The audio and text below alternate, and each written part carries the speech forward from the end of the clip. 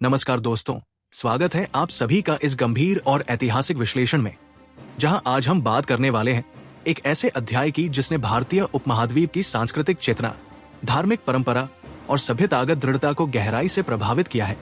सोमनाथ मंदिर का इतिहास, उसके संघर्ष, उसके पुनर्निर्माण और उससे निकलने वाले वो संदेश जो आज भी हमारे समाज, हमारी सोच और हमारी सामूहिक स्मृति को दिशा देते हैं। दोस्तों, दुनिया की सबसे पुरानी और निरंतर चलने वाली सभ्यताओं में भारत का नाम सबसे ऊपर आता है। इस भूमि ने अनगिनत साम्राज्यों के उत्थान और पतन देखे हैं, अनेक आक्रमण झेले हैं और अनगिनत बार टूटने के बावजूद बार बार उभर कर खड़ी हुई है। इसी अमरता और पुनर्निर्माण की भावना का प्रतीक है सोमनाथ महादेव। सोमनाथ मंदिर सिर्फ एक धार्मिक स्थल नहीं था, ये भारतीय समाज की आध्यात्मिक, सांस्कृतिक और आर्थिक संरचना का एक अत्यंत महत्वपूर्ण केंद्र था। समुद्र किनारे स्थित ये देवालय न सिर्फ उसकी भव्यता के लिए प्रसिद्ध था, बल्कि इस बात के लिए भी कि ये अनेक राजसत्ताओं, व्यापारिक समुदायों और श्रद्धालुओं के लिए एक केंद्रीय धुरी की तरह काम करता था। इसी कारण ये सिर्फ श्रद्धा का स्थल नहीं, बल्कि समृद्धि का भी केंद्र था।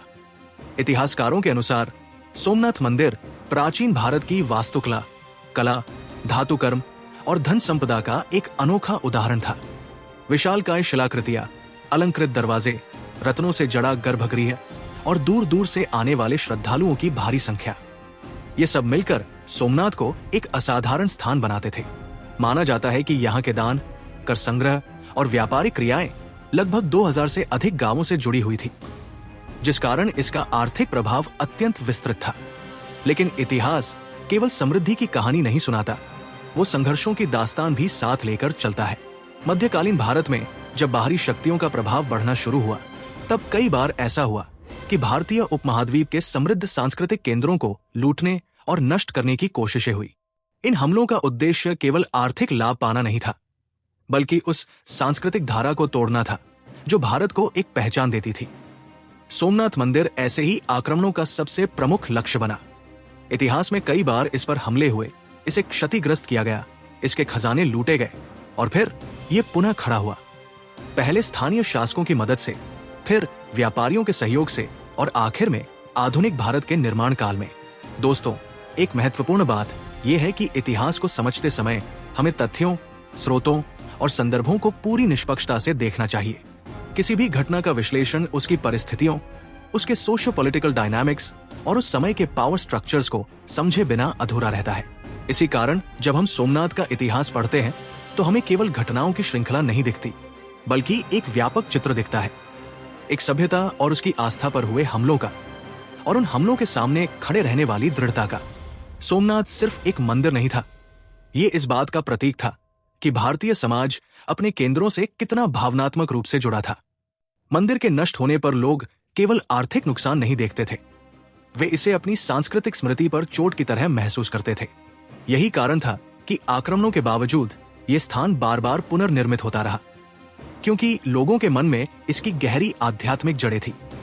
आज जब 1000 वर्षों के उस दौर को याद किया जाता है, तो ये सिर्फ एक घटना का स्मरण नहीं है, ये उस साहस, त्याग और फेथ रेजिलियंस का सम्मान है जिसकी वजह से भारतीय संस्कृति सदियों तक जीवित रह सकी।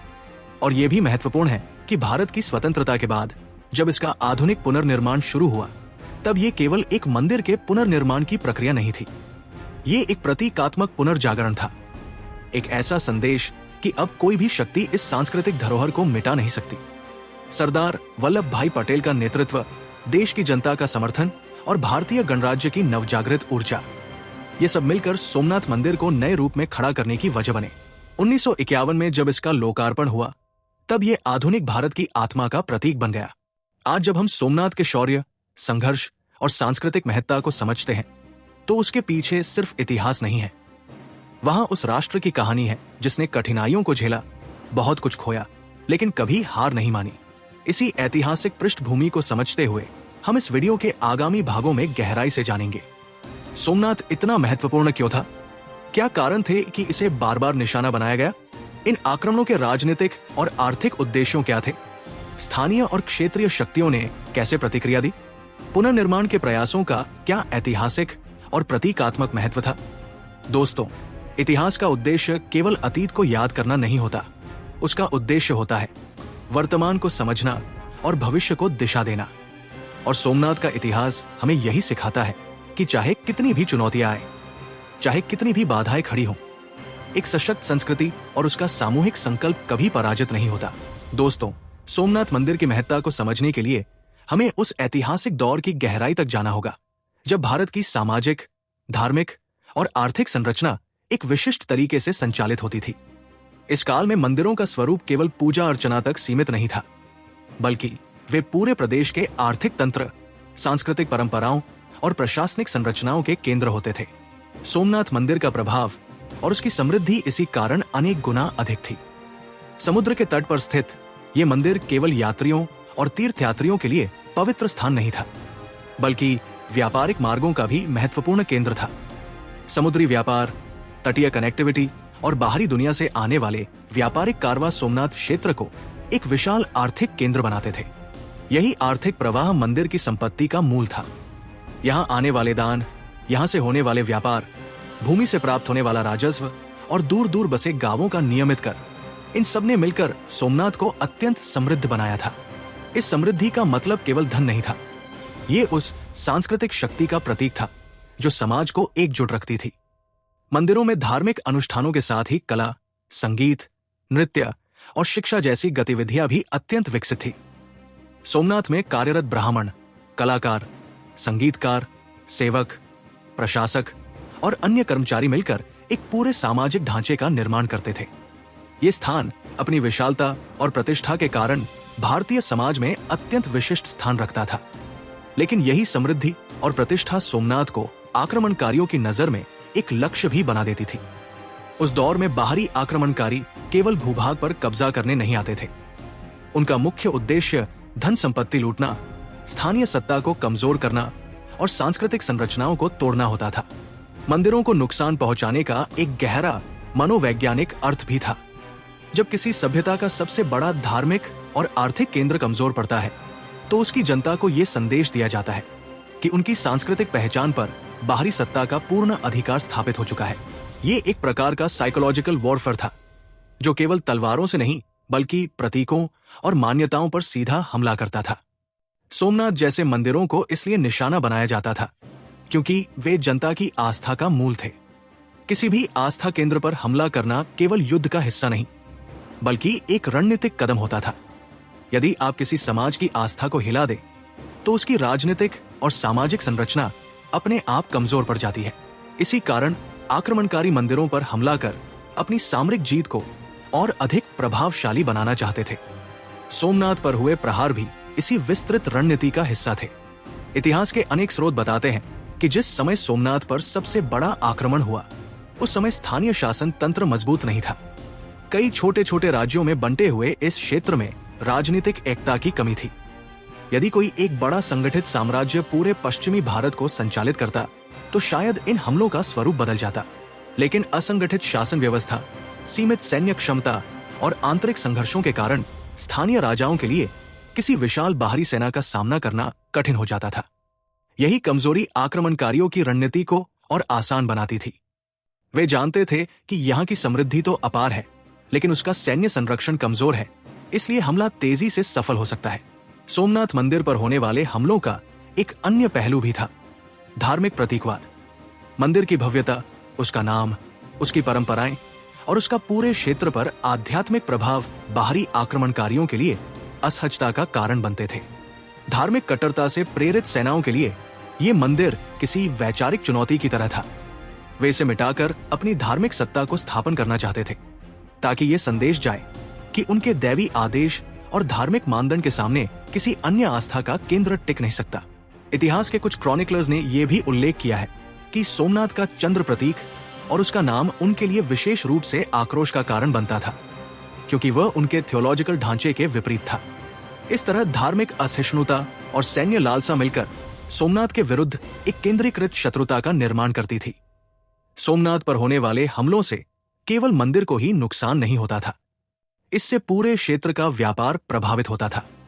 जब मंदिर लूट लिया जाता या ध्वस्त हो जाता, तो उससे जुड़े हुए हजारों परिवार बेरोजगार हो जाते, व्यापारिक मार्ग ठप हो जाते, संग्रहित अनाज और सामान लूट लिया जाता, जिससे आम जनता पर आर्थिक संकट टूट पड़ता। इससे स्थानीय शासन कमजोर हो जाता और परिणाम स्वरूप बाहरी आक्रमणकारी राजनीतिक नियंत्रण भी हासिल कर लेते। इस तरह मंदिर पर हमला केवल धार्मिक क्षति नहीं देता था, बल्कि पूरी आर्थिक प्रणाली को चरमरा देता था। लेकिन इन सारी चुनौतियों के बीच एक उल्लेखनीय बात यह है कि हर आक्रमण के बाद सोमनाथ फिर खड़ा हुआ। यह पुनर्निर्माण केवल पत्थरों का नहीं था, यह विश्वास का पुनर्जीवन था। लोगों ने अपनी क्षमता के अनुसार मंदिर को फिर से बनाया, फिर से सजाया और फिर से स्थापित किया। यह प्रक्रिया बार बार होती रही और हर बार यह सिद्ध करती रही कि भारतीय समाज की आध्यात्मिक चेतना किसी बाहरी शक्ति से नहीं डरती। स्वतंत्रता मिलने के बाद सोमनाथ के पुनर्निर्माण का महत्व और भी बढ़ गया। अब यह काम केवल धार्मिक पुनर्स्थापना का नहीं था, बल्कि राष्ट्रीय पुनर्जागरण का था। सरदार वल्लभ भाई पटेल और राष्ट्रपति राजेंद्र प्रसाद ने इसे भारत की अस्मिता से जुड़े हुए प्रयास के रूप में देखा। 1951 में लोकार्पण के समय यह मंदिर केवल एक स्थापत्य नहीं था, बल्कि एक संदेश था कि भारत अपनी सांस्कृतिक पहचान को पुनः स्थापित कर चुका है और अब कोई भी शक्ति उसे मिटा नहीं सकती। इस प्रकार सोमनाथ की कहानी केवल आक्रमण और पुनर्निर्माण की घटना नहीं है। ये संघर्ष, सहनशीलता, धैर्य और अदम्य आस्था की उस परंपरा का प्रतीक है जिसने भारत को हजारों वर्षों तक जीवित रखा। दोस्तों, अब हम सोमनाथ की इस महान यात्रा के तीसरे चरण में प्रवेश कर रहे हैं, जहां हम उसके प्रभाव, परिणाम और उससे जुड़ी भविष्य की संभावनाओं का विश्लेषण करेंगे। इतिहास केवल अतीत का दर्ज नहीं होता, वो उन घटनाओं का दर्पण भी होता है जिन्होंने समाज की दिशा, उसकी मानसिकता और उसकी संरचना को गहराई से प्रभावित किया। सोमनाथ पर हुए आक्रमण और उसके बाद होने वाले पुनर्निर्माण केवल स्थापत्य घटनाएं नहीं थी, बल्कि उन्होंने भारत की सांस्कृतिक मनोविज्ञान, राजनीतिक सामर्थ्य, धार्मिक चेतना और सामाजिक स्थिरता पर व्यापक प्रभाव डाला। सोमनाथ पर पहला बड़ा आक्रमण जब हुआ, तब देश के अनेक हिस्सों में इसका गहरा मनोवैज्ञानिक असर हुआ। लोग केवल मंदिर के टूटने से दुखी नहीं थे, उनके लिए ये उनकी आस्था और अस्मिता पर सीधा प्रहार था। किसी भी सभ्यता के लिए उसके प्राचीन देवालय केवल पूजा पाठ की जगह नहीं होते, वे उसकी जड़ों, उसके इतिहास, उसकी परंपरा और उसकी सामूहिक स्मृति का प्रतीक होते हैं। जब ऐसे केंद्रों पर हमला होता है तो समाज के भीतर भय, असुरक्षा और असंतुलन पैदा होता है। सोमनाथ पर हमला भी इसी प्रकार पूरे क्षेत्र में अस्थिरता और अनिश्चितता का कारण बना।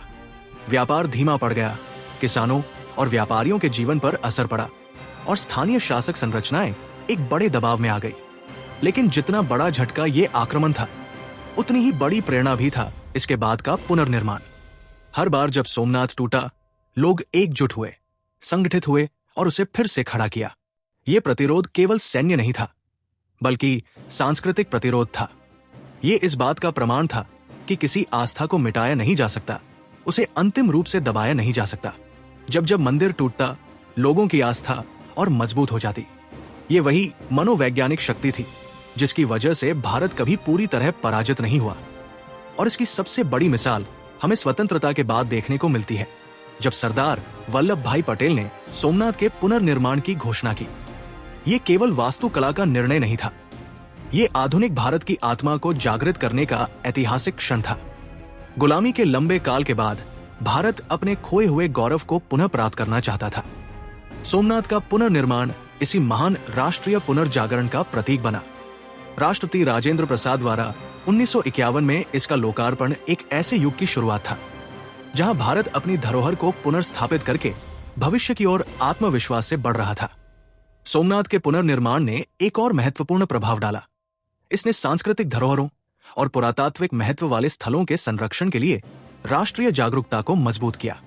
इसके बाद पूरे भारत में अनेक प्राचीन मंदिरों, किलों, गढ़ों और स्तूपों के संरक्षण पर अधिक ध्यान दिया जाने लगा। सांस्कृतिक पहचान का ये पुनर्जागरण केवल धार्मिक स्थलों तक सीमित नहीं रहा, बल्कि साहित्यिक, कलात्मक और शैक्षणिक केंद्रों तक भी फैल गया। लोगों को ये एहसास हुआ कि यदि वे अपनी सांस्कृतिक जड़ों की रक्षा नहीं करेंगे तो आने वाली पीढ़ियां इस धरोहर से वंचित रह जाएंगी।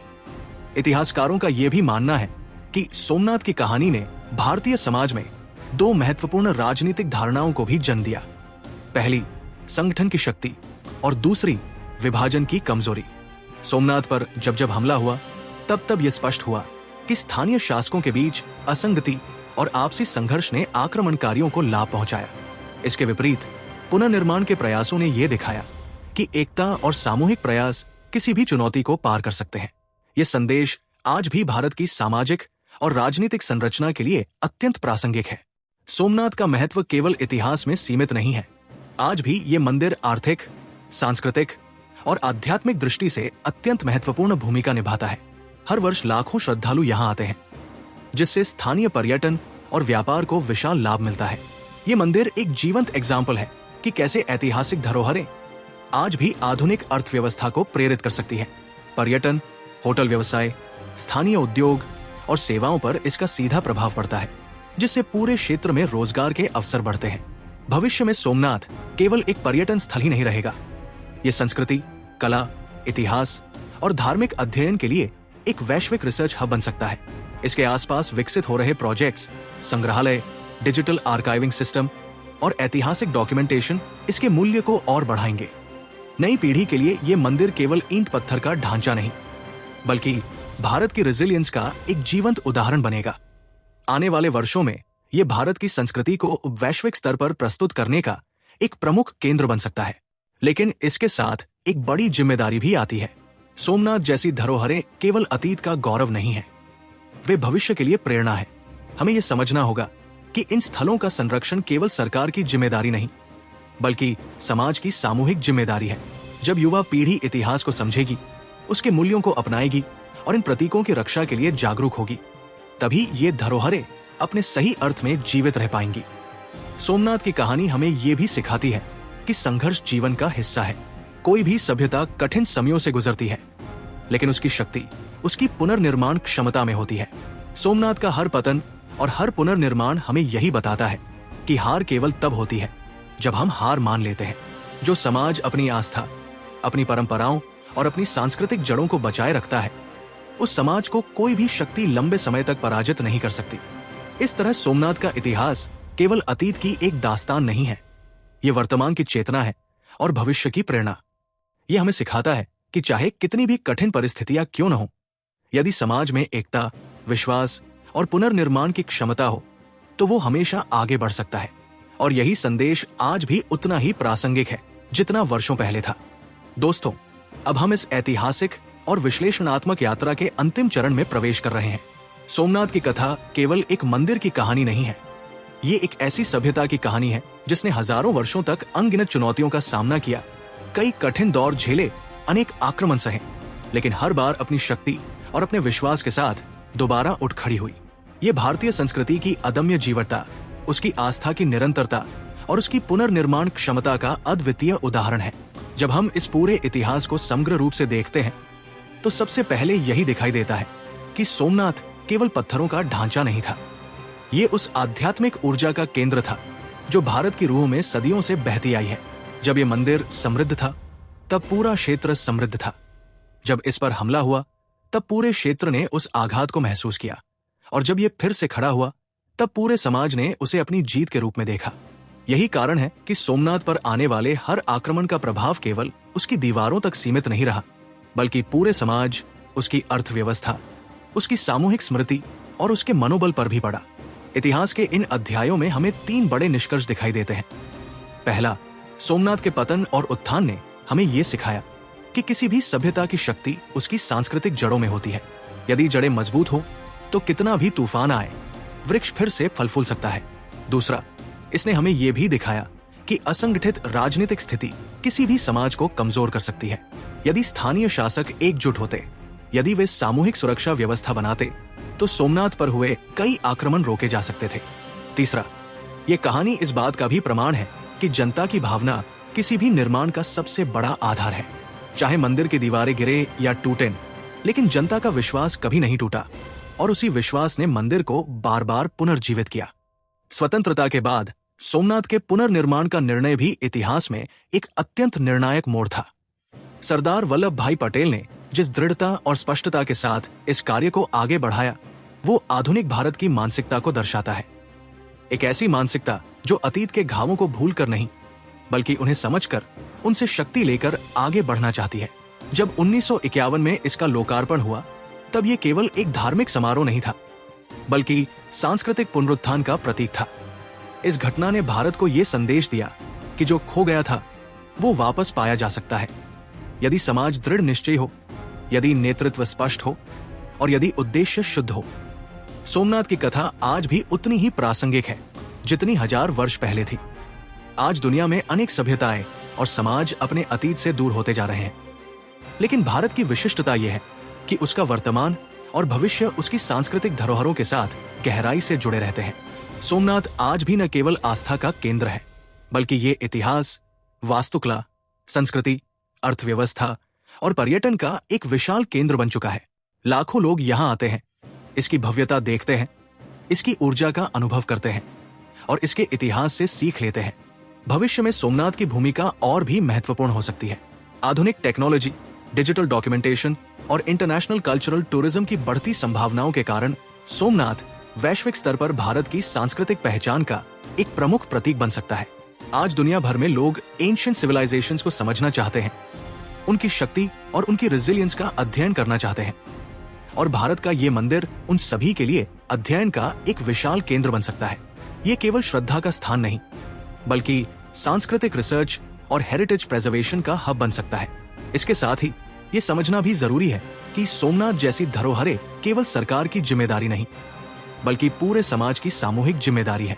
यदि अगले 100 साल तक इस धरोहर को सुरक्षित रखना है, तो इसके संरक्षण, रखरखाव, प्रचार और सांस्कृतिक जागरूकता में पूरे देश को योगदान देना होगा।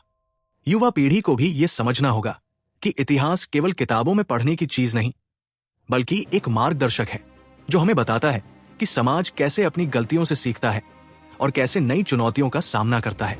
अंत में सोमनाथ की यह गाथा हमें यही संदेश देती है कि किसी भी सभ्यता को मिटाया नहीं जा सकता जब तक उसकी जनता उसके मूल्यों को जीवित रखे। चाहे कितने भी आक्रमण हो, चाहे कितनी भी बाधाएं आए, यदि समाज में विश्वास, साहस और पुनर्निर्माण की क्षमता हो, तो वो फिर से उठ खड़ा हो सकता है। सोमनाथ इसका सबसे चमकदार प्रमाण है। हर बार टूटकर भी वो खड़ा हुआ, हर बार गिरकर भी वो उठ खड़ा हुआ, और हर बार उसकी ऊर्जा पहले से अधिक प्रबल रूप में सामने आई।